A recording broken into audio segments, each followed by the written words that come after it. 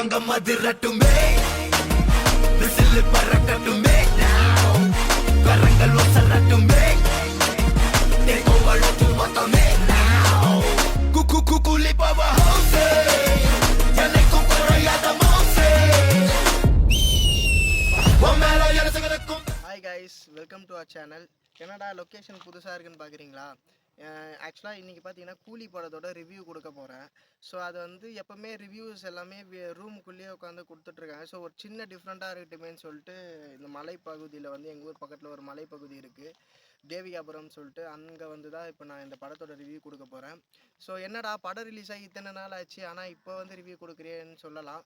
But எனக்கு வந்து படம் ரிலீஸ் ஆகி உடனே ரிவ்யூ கொடுக்கறத தாண்டி ஒரு 1 வீக் கழித்து அதனுடைய ரிசல்ட் எப்படி இருக்குது, எப்படி வந்து ரிவ்யூஸ்லாம் வந்திருக்கு, நேரில் போய் ரிவ்யூ எடுக்கிறவங்களுடைய ரிவ்யூஸ்லாம் எப்படி இருக்குது, இதெல்லாம் கொஞ்சம் நான் வந்து சர்ச் பண்ணிவிட்டு அதுக்கப்புறம் வந்து ரிவ்யூ கொடுக்கலாம் டோட்டல் எவ்வளோ வந்திருக்குன்னு சொல்லிட்டு.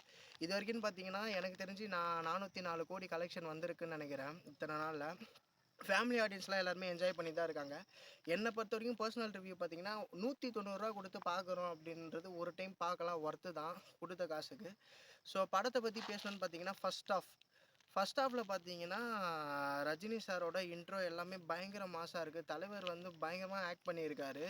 ரெண்டாவது பார்த்தீங்கன்னா அவரோட சீன் கண்டினியூட்டி, அது கண்டினியூட்டாக வந்து நம்ம வந்து பார்க்குற அந்த ஒவ்வொரு சீன்ஸு உங்களுக்கே டிஃப்ரென்ஸ் தெரியும். இந்த சீனுக்கு அப்புறம் என்னடா இந்த சீன் வருது, லேகிங் கொஞ்சம் இருக்குங்க ஃபர்ஸ்ட் ஹாஃபில். மற்றபடி ஃபர்ஸ்ட் ஹாஃப் நல்லா மாசாக இருக்குது. எதனால் வந்து இந்த ஸ்க்ரீன் ப்ளே எப்படி இந்த மாதிரி போயிட்டுருக்கு, எதுக்கு இந்த சீன் நெக்ஸ்ட்டு சீனே என்ன டிஃப்ரெண்ட்டாக இருக்குது, இதுக்கு அடுத்து இந்த சீனா அப்படின்ற மாதிரி கொஞ்சம் கன்ஃபியூஷனாக இருக்கும். பட் ஓவராலாக பார்த்தீங்கன்னா எனக்கு தெரிஞ்சு நல்ல படம் தான், பார்க்கலாம். நான் இப்போ தனிப்பட்ட முறையில் ஃபர்ஸ்ட் ஹாஃப் வந்து கொஞ்சம் லேக் இருக்குது. செகண்ட் ஹாஃபில் பார்த்தீங்கன்னா ரொம்ப இழுத்துட்டு போகிற மாதிரி இருந்துச்சு கேஸ். அதாவது வேணும்ட்டே சில சீக்வன்ஸ்லாம் வச்ச மாதிரி இருந்தது. ஸோ ஓவராலாக பார்த்தீங்கன்னா என்னை பொறுத்த வரைக்கும் ரேட்டிங் கொடுக்குற அந்த அளவுக்குலாம் நான் இன்னும் போகலை. இது வந்து என்னோடய ரொம்ப நாள் கழித்து ஒரு லாங் வீடியோ என்னோடய சேனலில் ஃபஸ்ட்டு வீடியோ இந்த வீடியோவாக தான் இருக்கும், ஒரு ப்ராப்பர் என்னோடய கண்டென்ட்டில் போடுற வீடியோவாக பார்த்தீங்கன்னா. ஸோ இப்போ கேஸ்டிங்கை பற்றி நான் சொல்லிடுறேன். ரஜினி சாரோட ஆக்டிங், தலைவரோட ஆக்டிங் வந்து நான் சொல்லவே தேவையில்ல, பக்காவாக இருக்குது. அவருக்கு என்ன ரோல் கொடுத்தாங்களோ அதை பர்ஃபெக்டாக பண்ணி முடிச்சுட்டு போயிட்டார். அதுக்கப்புறம் ஸ்ருதி ஹாசன் அவங்க வந்து பார்த்திங்கன்னா கதையில் ஸ்டார்டிங் டு எண்டிங் வரைக்குமே அவங்களோட பர்ஃபார்மன்ஸ் வந்து அவங்களோட பெஸ்ட்டு.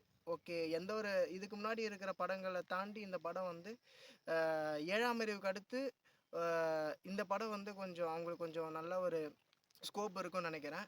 ரெண்டாவது பார்த்தீங்கன்னா நாகார்ஜுனா சார். எனக்கு என்னென்னா பர்சனலாக ஃபீல் ஆனது என்னென்னா, ஸ்டார்டிங் இருந்த அந்த ஒரு வில்லனிசம் பெருசாக இல்லை, பட் இருந்தாலும் ஓரளவுக்கு கொஞ்சம் வில்லனிசம் இருந்தது. அது வந்து எண்டிங்கில் இல்லையோன்னு எனக்கு தோணுச்சுங்க பர்சனலாக. உங்களுக்கு அப்படி தோணிருந்தால் கமெண்ட் செக்ஷனில் மென்ஷன் பண்ணுங்கள். ஏன்னா நாகார்ஜுனா சாரோட ஆக்டிங் வந்து 7 டைம் வந்து லோகேஷ் வந்து சொன்னதாக சொல்லி ஸ்கிரிப்ட் வந்து திரும்ப திரும்ப போய் சொல்லி இது பண்ணது. பட் ஆனால் கிளைமேக்ஸ் இல்லை, ஒரே ஒரு சீன் வந்து சாட்டிஸ்ஃபேக்ஷன் பண்ணுற மாதிரி இருக்கும்.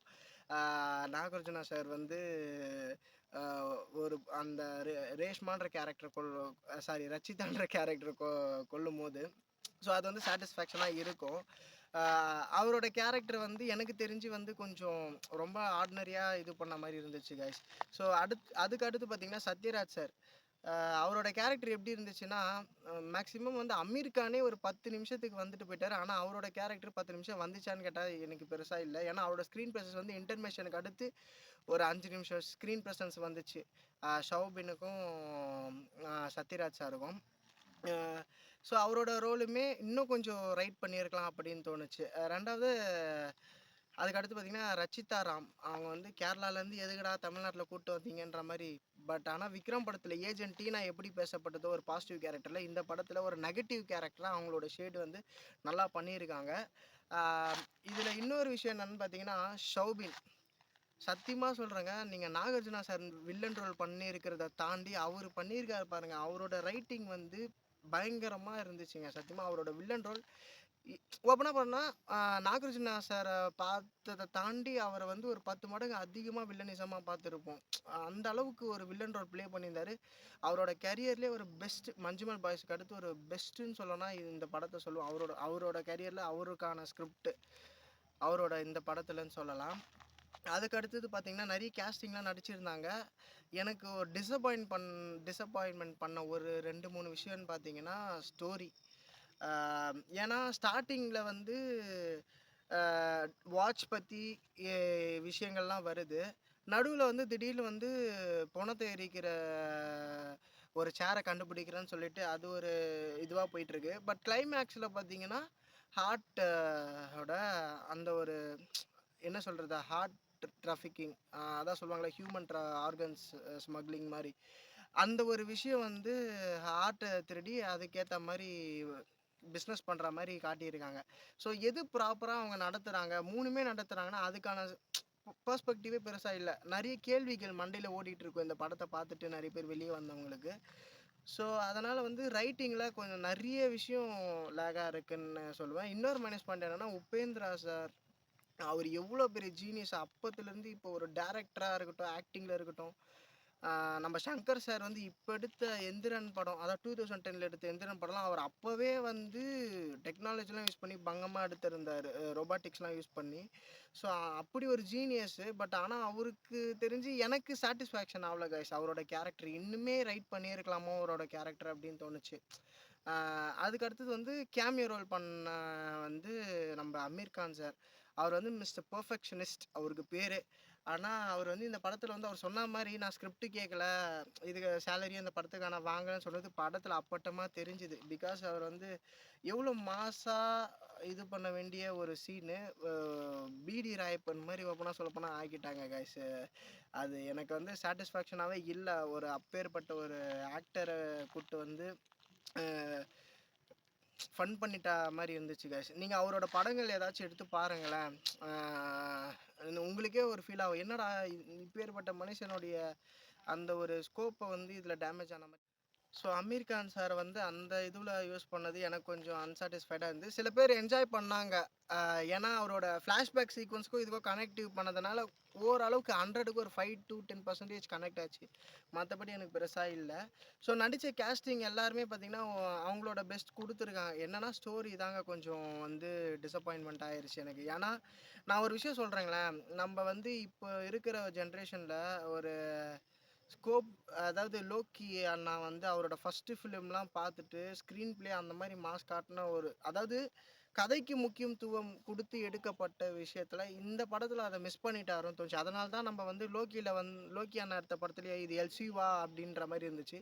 இது வெறும் ஸ்டாண்டர்ட் லோன் ஃபிலிம்னு சொன்னதுக்கப்புறம் ஒரு எக்ஸ்பெக்டேஷன் இருந்துச்சு. சரி ட்ரைலர் வந்து சுமாராக எடிட் பண்ணியிருக்காரு, ஸோ படம் வந்து மாசாக இருக்கும், லியோவில் பண்ண தப்பு இதில் இருக்காது அப்படின்னு சொல்லிட்டு பார்த்தா மீம்ஸ் போட்டிருந்தாங்களே, அவர் ஃப்ளாஷ்பேக் நல்லா இல்லைன்றதுக்காக வெறும் ஃப்ளாஷ்பேக் மட்டுமே நல்லா எடுத்து வச்சுட்டு இருக்க மாதிரி. ஸோ அப்படி இருந்துச்சு. மற்றபடி எனக்கு சில விஷயம் என்னென்னா மோனிகா சாங் வந்து நம்ம படத்தில் கனெக்ட் ஆகாத மாதிரியே இருந்துச்சுங்க. ஏன்னா அந்த சீனுக்கும் அந்த சாங்க்குமே சம்மந்தமே இல்லாமல் ப்ளேஸ்மெண்ட் பண்ண மாதிரி இருந்தது. அதுக்கப்புறம் பார்த்திங்கன்னா நம்ம சில கேரக்டர்ஸ் இருக்காங்க, அவங்க வந்து அவங்களோட பெஸ்ட்டை கொடுத்துட்டாங்க. படத்தில் வந்து அந்த ஒரு கிளைமேக்ஸ் போர்ஷன் வந்து ஃப்ளாஷ்பேக் வரும் ஒரு 5 மினிட்ஸுக்கு. டிஏஜிங் ஒர்க், டெக்னிக்கல் ஒர்க்கை பக்காவாக பண்ணியிருக்காங்க. சத்தியமாக சொல்கிறேன், ஒரு அந்த பழைய படத்தில் வந்த அந்த கூலி கேரக்டர் அப்படியே பார்த்த மாதிரியே இருந்துச்சு. ஸோ செம்ம ஒரு எஃபர்ட் போட்டு டிஏஜிங் பண்ணியிருக்காங்க. இப்போ நம்ம கோலிவுட் இண்டஸ்ட்ரியிலலாம் பார்த்திங்கன்னா நல்லா வந்து டெக்னிக்கல் ஒர்க்கில் நல்லா பண்ணிட்டு வராங்க. ஸோ அதனால் வந்து அந்த விஷயத்தில் மட்டும் நம்ம வந்து இதுவானால் பத்தாது. ஸோ கண்டென்ட் ஸ்டோரி வைஸ் கொஞ்சம் நம்ம வந்து இம்ப்ரூவ் பண்ணணும். முடிஞ்ச அளவுக்கு படத்தை வந்து தேட்டரில் போய் பாருங்கள். ஆனால் 190 ருபீஸ்க்கு ஒர்த்து, போய் கொடுத்த காசுக்கு ஒர்த்து ஓப்பனாக சொல்லப்போனால். ஸோ இந்த படத்துக்கு ரேட்டிங்லாம் நான் பெருசாக கொடுக்க விரும்பலை.